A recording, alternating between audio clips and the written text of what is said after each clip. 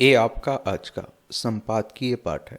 देखिए, संपादकीय पाठ ये आर्टिकल, एडिटोरियल आपको प्रारंभिक परीक्षा, मुख्य परीक्षा और इंटरव्यू हर जगह मदद पहुंचाते हैं। यहाँ से एक सामान्य जानकारी भी आप लोगों को मिलती है और किसी खास टॉपिक पर किसी व्यक्ति के अपने विचार रहते हैं, तो इन्हें आप लोग जरूर पढ़ा करिएगा। विरूपित इतिहास के घातक परिणाम। ये आप देखिए, संस्कृति समृद्ध समाज की अस्मिता की पहचान का मूल इतिहास बोध है। लेकिन आप देखेंगे कि भारतीय इतिहास का योजनाबद्ध विरूपण हुआ है। उत्तर प्रदेश के संभल में ईएसआई सर्वेक्षण के दौरान मंदिर और कुओं के अवशेष मिले हैं। संभल कल्की देव समिति की पतंजलि रिसर्च फाउंडेशन ट्रस्ट और पतंजलि विश्वविद्यालय की बैठक में घोषणा की गई कि ऐतिहासिक स्थलों की प्राचीनता का अध्ययन होगा। और एएसआई यानी कि भारतीय पुरातत्व सर्वेक्षण की बात हो रही है, 1861 में इसकी स्थापना हुई थी। कार्बन डेटिंग सहित सभी उपकरणों की सहायता ली जाएगी। ऐतिहासिक महत्व के अनेक स्थलों की जांच अधूरी है। अब तक 68 मंदिर और 19 कुओं सहित ऐतिहासिक महत्व की तमाम सामग्री प्राप्त हुई है। इतिहास का विरूपण केवल संभल में ही नहीं हुआ है, देश के अनेक हिस्सों में इतिहास को विकृत करने और सांस्कृतिक तथ्यों को मिटाने की कोशिश हुई है। मध्यकाल में मंदिर ध्वंस की हजारों घटनाएं ऐसी ही हैं। इतिहास में जय पराजय, विषाद और प्रसाद साथ साथ होते हैं। इसमें प्रेरक प्रसंग होते हैं और गलतियां भी। और ये आप देखेंगे, उत्तर प्रदेश की राजधानी लखनऊ है। अंतर्राष्ट्रीय सीमा नेपाल से लगती है। राज्यों में बिहार, झारखंड, छत्तीसगढ़, मध्य प्रदेश, राजस्थान, हरियाणा, हिमाचल प्रदेश, उत्तराखंड और दिल्ली 8 राज्यों से लगती है और एक केंद्र शासित प्रदेश से लगती है। विधानसभा में 403 सीटें, विधान परिषद में 100 सीटें, राज्यसभा में 31 सीटें, लोकसभा में 80 सीटें। योगी आदित्यनाथ यहाँ के चीफ मिनिस्टर हैं। आनंदीबेन पटेल यहाँ की राज्यपाल हैं। यहीं आपको संभल जिला देखने को मिलेगा। प्रत्येक संस्कृति का अपना इतिहास होता है। इतिहास की अपनी संस्कृति होती है। वेद, उपनिषद और रामायण महाभारत इतिहास हैं, किंतु साम्राज्यवादी हितों की पोषक तत्वों ने श्री राम, श्री कृष्ण आदि को कल्पना बताया, वैदिक कार्यों को वैदिक आक्रांता बताया। अब यह सिद्ध हो गया है कि आर्य विदेशी नहीं थे और ना ही हमलावर थे। विदेशी पूर्वजों पर सिंधु घाटी की सभ्यता नष्ट करने का आरोप लगाया गया था। वस्तुतः यह सभ्यता वैदिक सभ्यता का विस्तार है। आर्य आक्रमण के झूठे इतिहास की पोल खुल चुकी है। भारत में ब्रिटिश साम्राज्यवादी हितों को मजबूत करने की के लिए भारत को सदा पराजित देश बताया गया। और हमारे आप देखते हैं कि क्या हमारे ऐतिहासिक नायकों की भी उपेक्षा की गई। तमाम इतिहासकार अंग्रेजी राज का औचित्य सिद्ध करने में जुटे थे। उन्होंने भारत को राष्ट्र ही नहीं माना। इस पक्षपातपूर्ण इतिहास में केरल के मार्तंड वर्मा, बंगाल के भास्कर बर्मन, बहराइच उत्तर प्रदेश के राजा सोहेल देव के पराक्रम के तथ्य नहीं है। छत्रपति शिवाजी की राष्ट्रभक्ति और पौरुष पराक्रम की उपेक्षा की गई। वर्ष 1857 में देश में पहले स्वाधीनता संग्राम को ब्रिटिश वक्त इतिहासकारों ने सिपाही विद्रोह बताया। सावरकर ने, आप देखते हैं, इसे प्रथम स्वाधीनता संग्राम आंदोलन बताया था। इतिहास विरूपकों ने यही स्थापित किया कि भारत आत्महीन देश है। और अंग्रेज और आप देखिए इस्लाम आने के पहले भी आप देखेंगे कि भारत पर कई जातियों ने हमले किए थे। उनके अनुसार भारत कभी नहीं जीता और भी सिद्ध करना चाहते हैं कि पराजित बने रहना भारत की नीति है या मुस्लिम आक्रमणों से हारा है। लंबे समय तक इस्लामी अंग्रेज सत्ता के अधीन रहे और जबकि सच ऐसा नहीं है था। इसके बावजूद हम इतिहास में अपने पूर्वजों के पराक्रम के अंश खोजते ही रह जाते हैं। क्या हम अंग्रेजी वामपंथी इतिहासकारों के तथ्यहीन इतिहास पर निर्भर नहीं है? तथ्यहीन इतिहास प्रेरित नहीं करता है। और आप देखिए, छदम सेकुलरों ने भारतीय जनता की पराजित मानसिकता में बनाए रखने की मुहिम चला रखी। और सही इतिहास यह है कि भारत ने विदेशी आक्रांताओं का प्रतिरोध किया। अरबों को इतिहास में विजेता कहा जाता है। और आप देखेंगे कि और इसका दूसरा पहलू बाकिम चंद याद देखते हैं कि ने लिखा। और अरब एक प्रकार से दिग्विजयी रहे हैं और उन्होंने जहां जहां आक्रमण किए वहां वहां जीते, मगर फ्रांस भारत से पराजित होकर लौटे। हजरत मोहम्मद के बाद आप देखेंगे कि बाद 6 वर्ष के भीतर उन्होंने मिस्र एवं सीरिया, 10 वर्षों में ईरान, फिर 1 वर्ष के भीतर अफ्रीका और स्पेन को, 80 वर्ष के भीतर काबुल, और आप देखेंगे कि किसको, काबुल को और 8 वर्षों के भीतर तुर्कमेनिस्तान पर अधिकार किया। लेकिन 300 वर्ष की लंबी अवधि में भी भारत को हस्तगत नहीं कर पाए। सेकुलर लिबरल भारत को अभी भी विभाजित समूहों का देश मानते हैं। राहुल गांधी ने कुछ दिन पहले ही भारत को राष्ट्र नहीं बल्कि राज्यों का समूह बताया। यह तथ्यहीन है। भारत संप्रभु राज्य है और यहाँ सभी राज्य भारत के अंग है, इसलिए संसद को किसी राज्य को छोटा या बड़ा बनाने के अधिकार है। इतिहास के विरूपण से राष्ट्र की एकता अखंडता प्रभावित होती है। इतिहास मार्गदर्शक होता है, लेकिन भारत में यह संभव नहीं हो पाया। यूरोपीय इतिहासकारों ने भारतीय इतिहास को या फिर ब्रिटिश इतिहास का अंग बनाया था। उन्होंने बताया कि अंग्रेजों ने ही भारत को आप देखते हैं कि राष्ट्र बनाया। गांधी जी ने 1909 में हिंद स्वराज में लिखा कि अंग्रेजों ने पढ़ाया कि उन्होंने ही भारत को एक राष्ट्र बनाया। यह बात असत्य है। भारत अंग्रेजों के आने के पहले ही एक राष्ट्र था। विरूपित इतिहास में भारत की वीरता का इतिहास नहीं है। सबाल्टर्न इतिहासकार पार्थ चटर्जी के अनुसार देश का इतिहास लिखने के बदले उसके खंडों का इतिहास लिखा जाए, क्योंकि भारत एक इकाई नहीं है।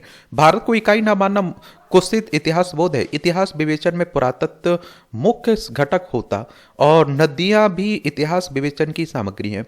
प्राकृतिक कारणों से नदियों में परिवर्तन होते हैं, शब्द भी प्रमाण होते हैं। पुरातत्व और वैदिक साहित्य में वास्तविक इतिहास की झलक मिलती है। संस्कृति और सभ्यता भी राष्ट्र गठन के मुख्य तत्व हैं। भारतीय संस्कृति में निरंतरता ऋग्वेद के रचना काल से लेकर समूचा वैदिक काल, उत्तर वैदिक काल, रामायण, महाभारत, शंकराचार्य और आधुनिक काल के स्वाधीनता आंदोलन तक प्रगाढ़ सांस्कृतिक निरंतरता है। यह स्वागत योग्य है कि संस्कृति मंत्रालय ने भारत की समृद्ध सांस्कृतिक विरासत को संवर्धित करने के लिए राष्ट्रीय सांस्कृतिक मानचित्रण मिशन शुरू किया और सांस्कृतिक धरोहर का संरक्षण भी हो रहा है। इतिहास और विश्ववरेण्य सांस्कृतिक विरासत को सजोने की आवश्यकता है। भारत के इतिहास का पुनर्लेखन समय की मांग है। लेखक उत्तर प्रदेश विधानसभा के पूर्व अध्यक्ष हैं। इनका नाम है हृदय नारायण दीक्षित। इनके द्वारा यह आर्टिकल लिखा गया है। इनके अपने विचार हैं। आप लोग क्या सोचते हैं? अपनी राय आप लोग जरूर दिया करिएगा। आर्थिक संबंधों का नया अध्याय। पिछले दिनों प्रधानमंत्री नरेंद्र मोदी और अमेरिका के राष्ट्रपति डोनाल्ड ट्रंप के बीच द्विपक्षीय वार्ता हुई। उसमें भारत और अमेरिका ने व्यापार, निवेश, प्रौद्योगिकी, ऊर्जा, रक्षा क्षेत्र में कारोबार तथा रणनीतिक साझेदारी को मजबूत बनाने पर सहमति जताई।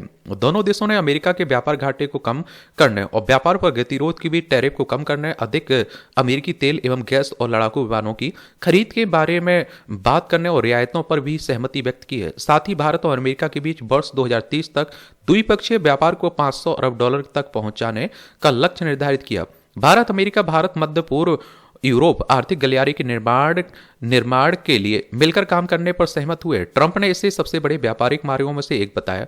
कहा कि यह मार्ग इजरायल से इटली और फिर अमेरिका तक जाएगा। दरअसल ट्रंप अपने दूसरे कार्यकाल में वैश्वीकरण की जगह मेरा अमेरिका प्रथम की धारणा को उच्च प्राथमिकता देते हुए आत्मनिर्भरता की डगर पर बढ़ना शुरू कर दिया है और इसके लिए वह सभी देशों पर रेसिप्रोकल टैरिफ यानी कि पारस्परिक शुल्क लगाने की बात कर रहे हैं कि आप जितना हम पर लगाएंगे हम उतना आप पर लगाएंगे।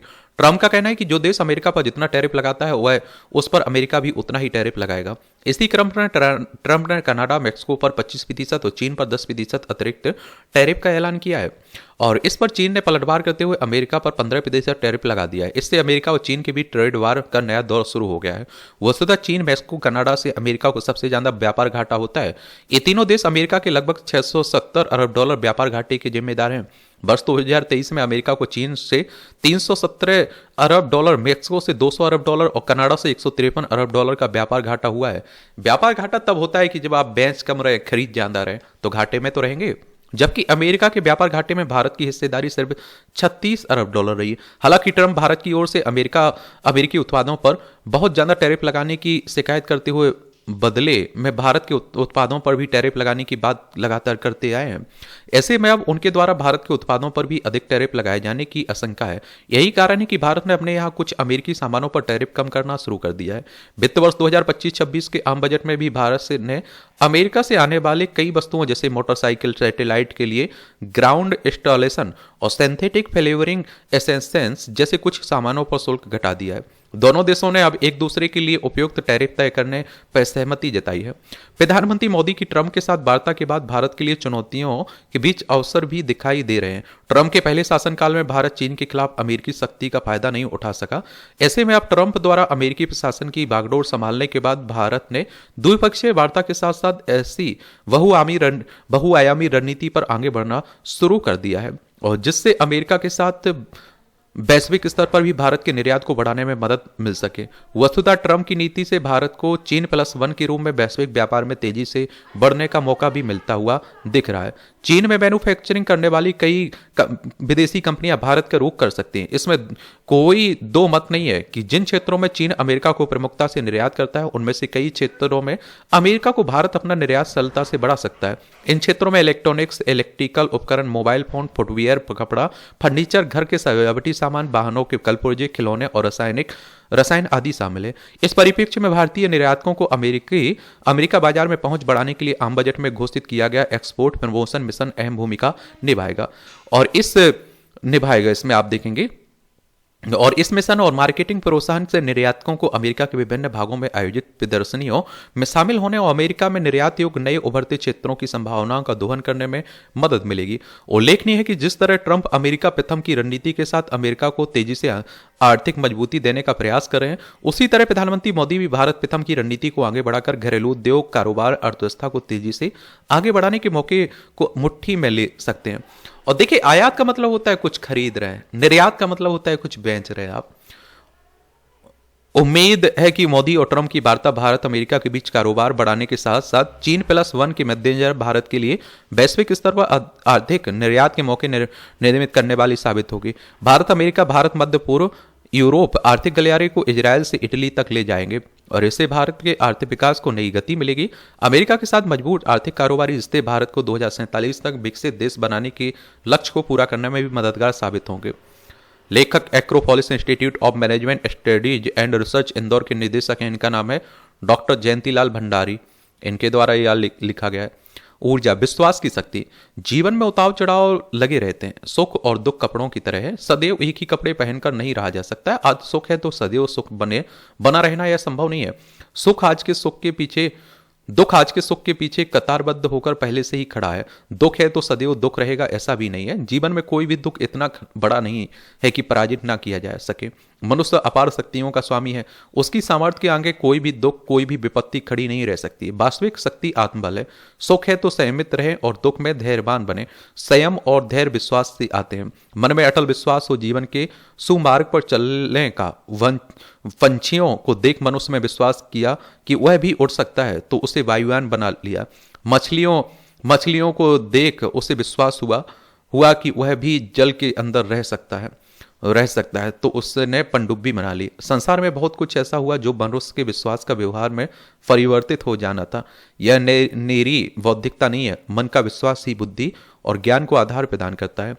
वास्तव में मन में बैठा परमात्मा विश्वास की शक्ति का जनक है। मनुष्य के चेतन अवचेतन को वही प्रभावित करता है। परमात्मा के संकेतिक प्रत्येक मनुष्य को निरंतर प्राप्त होते रहते हैं। मन और मस्तिष्क यदि अज्ञान स्वार्थों को किसी से आच्छादित हैं तो उन संकेतकों को धारण करना कठिन हो जाता है। मनुष्य अपने अंतस की भाषा समझने सुनने का अभ्यस्त हो तो कभी दिशा भ्रम नहीं होगा। यह विश्वास ही उसकी शक्ति है। इस शक्ति के साथ वह दुर्गम से दुर्गम पथ भी पार कर जाता है। दुख होते हैं फिर भी वह दुखों से निर्लिप्त रहता है। सुख उसके संयम को भंग नहीं करते हैं। परमात्मा प्रदत्त शक्ति शुद्धता में सिमट जाने के लिए नहीं, व्यापकता का अंग बनने में है। अच्छा कॉलम लिखा जाता है। और देखिए, अगर आप लोग मीठा ही मीठा खाते रहें तो अगर नमकीना ना खाएं, थोड़ा खट्टा ना खाएं तो स्वाद कहाँ मिलेगा आपको? समझ रहे हैं आप लोग? तो दुख का आना भी जिंदगी है और जीवन का एक हिस्सा है दुख भी। समझ रहे हैं आप लोग? दुख आपको मजबूत बनाता है। कहते हैं ना कि वो सफलता बिना असफलताओं के मिले तो उसका मजा नहीं आता है। ठीक है। क्षुब्ध करने वाली घटना यह बेहद दुर्भाग्यपूर्ण और शोभाजनक है कि शासन के सर्वोच्च शिखरों की नाक के नीचे अर्थात देश की राजधानी में रेलवे स्टेशन में भगदड़ मचने से 18 यात्रियों की मौत हो गई। 1 दर्जन से अधिक लोग घायल हो गए हैं। इस घटना को रोका जा सकता था। यह नई दिल्ली रेलवे स्टेशन के अधिकारी तनिक भी सतर्कता का परिचय देते और यह साधारण सा अनुमान लगा सकते कि महाकुंभ जाने वालों की भारी भीड़ के प्रबंधन की अतिरिक्त आवश्यकता होगी। यह अनुमान इसलिए लगाया जाना चाहिए था क्योंकि महाकुंभ अंतिम चरण में है। यह देखने को मिल रहा था कि शनिवार को प्रयागराज जाने वाली यात्रियों की संख्या बढ़ जाती है। यह घोर निराशाजनक है कि न केवल यह अनुमान लगाने से बचा गया बल्कि ऐसे कोई उपाय नहीं किए गए कि रेलवे स्टेशन पर बड़ी संख्या में उमड़ रहे यात्रियों को कोई कठिनाई ना हो। होने पाए। उन्हें कठिनाई से बचाने के बजाय ऐसे काम किए गए जिसमें स्थितियां और बिगड़ गई। समझना कठिन है कि जब रेलवे स्टेशन पर यात्रियों की भारी भीड़ एकत्रित हो गई, तब फिर भीड़ के दबाव का अनुमान लगाए बिना जनरल टिकट क्यों बेचे जा रहे थे। यह समझ आता है कि महाकुंभ जाने वाले यात्रियों के बीच प्रयागराज एक्सप्रेस और प्रयागराज रेलवे स्पेशल ट्रेन को लेकर संशय पैदा हुआ। उसके चलते अफरा तफरी मची, लेकिन आखिर भारी भीड़ को नियंत्रित करने के लिए पर्याप्त संख्या में रेलवे सुरक्षा कर्मियों की तैनाती क्यों नहीं की गई। ऐसा लगता है कि कोई भी यह देखने समझ में वाला नहीं था कि कुछ ट्रेनों के प्रस्थान में विलंब होने के कारण प्लेटफॉर्म पर यात्रियों की भीड़ बढ़ती जा रही है, और इससे संतुष्ट नहीं हुआ जा सकता है कि रेल मंत्री की ओर से इस हादसे की उच्च स्तरीय जांच के आदेश दिए। और क्योंकि एक तो अतीत में इस तरह की घटनाओं की जांच के नतीजे बहुत उम्मीद नहीं जगाते हैं, दूसरे इसकी अनदेखी नहीं की जा सकती कि रेलवे अधिकारी भगदड़ मचने और लोगों के मरने या घायल होने की बात से इंकार ही करते रहे। जो भी हो, यह हादसा यह भी बता रहा है कि अपने देश में भारी भीड़ वाले सार्वजनिक स्थलों पर लोग अनुशासन संयम का परिचय देने के लिए तत्पर नहीं रहते। समय के साथ बहुत सी चीजें बदल रही हैं, लेकिन सार्वजनिक स्थलों पर लोगों में अनुशासन के अभाव की समस्या जस की तस है। किसी भी भीड़ भरे स्थल में तनिक सी अव्यवस्था फैलते ही लोग एक नागरिक के रूप में बुनियादी जिम्मेदारी के भाव का परित्याग कर देते हैं। शासन प्रशासन की गलतियां अपनी जगह है, लेकिन कहीं ना कहीं लोगों की भी जिम्मेदारी का परिचय देना होगा, जैसा चीन और जापान जैसे देशों में सहज ही देखने को मिलता है। और हमारे देश में एक तरह से मान लिया गया कि मरने के लिए हम पैदा हुए हैं, और कहीं भी मर जाए और 2-4 दिन आप देखते हैं, ये एक तो वो कमेटी बनाने की बात होती है, दोषियों को बख्शा नहीं जाएगा, फिर वो आपने देखा होगा कि मुआवजा देने की घोषणाएं हो जाती हैं, बस काम खत्म हो जाता है। फिर ना तो अगली घटना, फिर इंतजार करते हैं हम लोग अगली घटना का, उस रिपोर्ट का क्या होता है पता नहीं चलता है। फिर अगली घटना जब तक नहीं होगी तब तक हम लोग ऐसे ही अव्यवस्था फैलाते रहेंगे। फिर कोई नई घटना होगी, फिर हम लोग जागेंगे। यही हाल है। क्या कह सकते हैं इस पर। हिंदू एकता पर जोर तो देश में अक्सर ही और पिछले 2 वर्षों में कुछ अधिक हिंदुओं को जातियों में बांटने का प्रयास हो रहा है। देश की मुख्य विपक्षी पार्टी कांग्रेस और कई अन्य दल लगातार इस प्रयास में जुटे हैं। हिंदुओं को जातियों में विभाजित किया जाए। लोकसभा में नेता प्रतिपक्ष राहुल गांधी तो लगातार ऐसे बयान देते आ रहे हैं कि वे जातिगत जनगणना कराएंगे। जिस जाति की जनसंख्या जितनी होगी उस हिसाब से सत्ता प्रशासन से लेकर अन्य क्षेत्रों में हिस्सेदारी दी जाएगी। क्योंकि राहुल गांधी पर या फिर समाजवादी पार्टी प्रमुख अखिलेश यादव तक को पता है कि हिंदुओं को बांटे बिना भाजपा को नहीं हराया जा सकता है। यही वजह है कि खुद को पंथनिरपेक्ष दल बताने वाले महाकुंभ जैसे महापर्व पर भी सवाल उठा रहे हैं। क्योंकि महाकुंभ में हर जाति पंथ के सनातनी हिंदू पूर्ण स्नान के लिए करोड़ों की संख्या में पहुंच रहे हैं। ऐसे में राष्ट्रीय स्वयंसेवक संघ प्रमुख आरएसएस की बात हो रही। भागवत ने बंगाल की धरती पर कहा, हिंदू समाज का मानना है कि एकता में ही विविधता समाहित है। सरसंचालक भागवत ने यह भी कहा है कि संघ का उद्देश्य हिंदू समाज को एकजुट करना है। बंगाल के पूर्व वर्तमान जिले में भागवत ने हिंदू समाज के भीतर एकता की जरूरत को आवश्यक बताया। कहा कि अच्छे समय में भी चुनौतियां बनी ही रहेंगी। हम हिंदू समाज को एकजुट और संगठित करने की जरूरत है। यह सही है कि अगर एकजुट नहीं रहे तो परिस्थितियां बदलते देर नहीं लगेंगी। और आप देखते हैं कि आरएसएस हिंदू राष्ट्र हिंदुत्व की बात करता है। इसकी स्थापना कब हुई थी? 27 सितंबर 1925 में। नागपुर में हेडक्वार्टर देखने को मिलेगा। केशव बलराम हेडगेवार इसके फाउंडर थे। बीजेपी का सहयोगी माना जाता है इसे संगठन। और देखिए, अगर हिंदू के नाम पर वोट पड़ता है तो बीजेपी जीतेगी, पक्का है, बीजेपी को फायदा रहेगी। इसीलिए बीजेपी हिंदू एकता की बात करता है और जो क्षेत्रीय पार्टी हैं वो जातीय की बात करती हैं। क्योंकि क्या रहेगा, इससे जातियों में बटेंगे तो उनका फायदा होगा। ठीक है, ये बात याद रखिएगा। और हमारे देश में बिना राजनीति के तो कुछ किया ही नहीं जाता है। प्रदूषण के खिलाफ लड़ाई में बाधक भ्रष्टाचार। ग्लोबल करप्शन इंडेक्स 2024 में कहा गया कि जलवायु परिवर्तन के खिलाफ लड़ाई में भ्रष्टाचार एक बड़ी चुनौती है। और हमारे देश में तो भ्रष्टाचार जगह जगह आपको मिल ही जाएगा देखने को। और हम लोग तो एक तरह से उसे जन्म सिद्ध अधिकार सा समझने लगे कि भ्रष्टाचार करेंगे और करने में मदद करेंगे। उदाहरण के लिए पपुआ न्यू गिनी में 2023 में लगभग $20 लाख का दुरुपयोग किया गया, जिसे जलवायु अनुकूलन के लिए आवंटित किया गया था।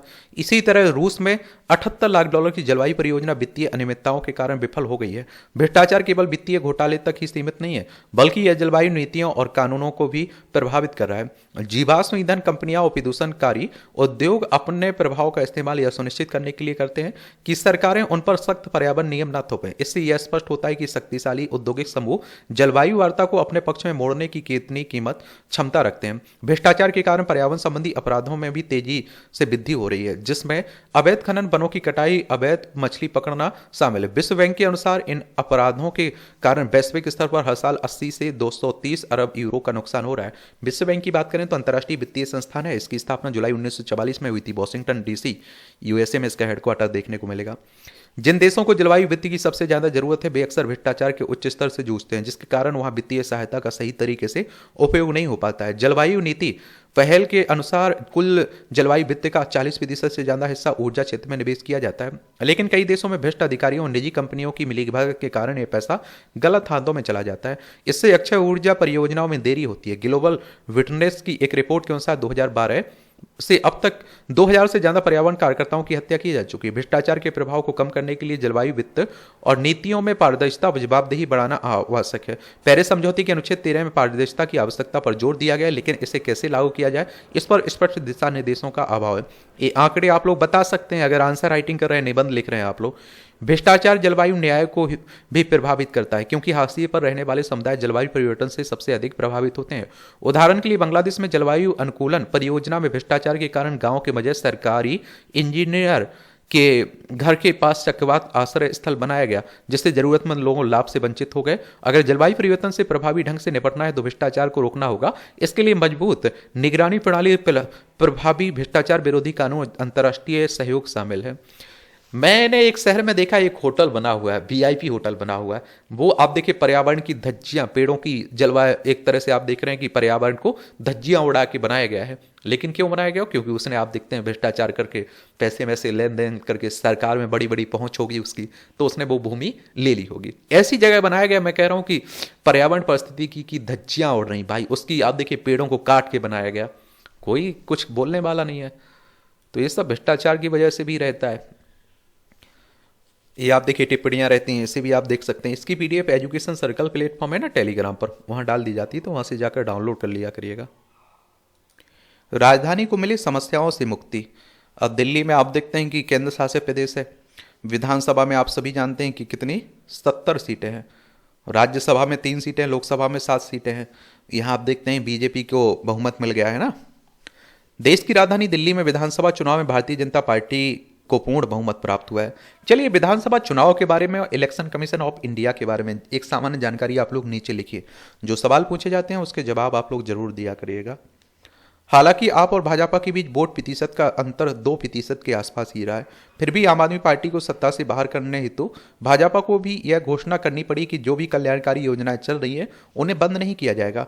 यही नहीं, गरीब महिलाओं के लिए भी 2500 रुपये प्रति माह से राशि देने का भी वादा भाजपा ने किया। कोई पार्टी अब कम नहीं है।